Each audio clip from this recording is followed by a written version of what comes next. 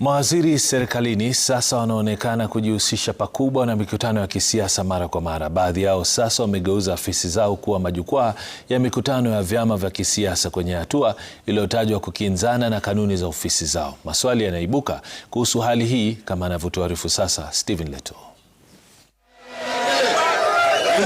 Mawaziri wa Rais William Ruto sasa wamewekwa kwenye kurunzi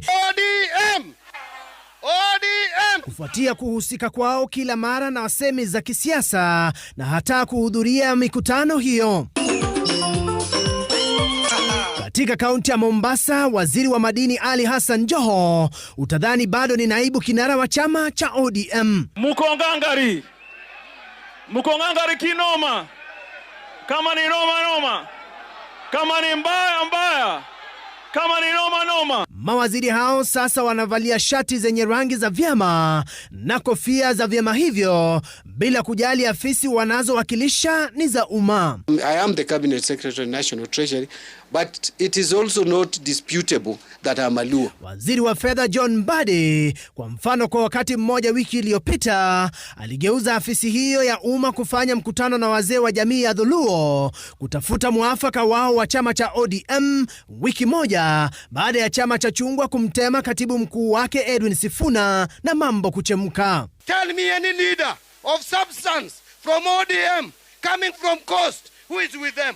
Kutoka wizara ya fedha hadi kaunti ya Siaya, waziri Mbadi bado tu analiandama chungwa kila kuchao.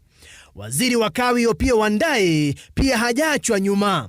Waziri Wandayi na chama cha chungwa bado akiwa chanda na pete. Tunakumbuka ya kwamba Mheshimiwa Rais Ruto alitembea na sisi mwaka 2007 akaunga baba mkono mpaka baba akawa prime minister. Kweli sio kweli?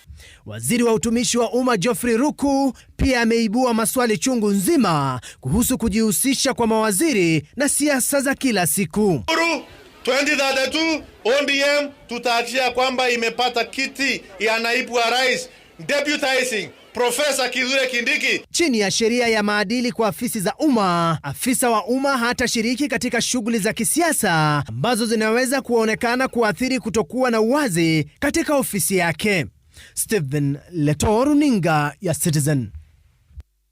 Bunge wa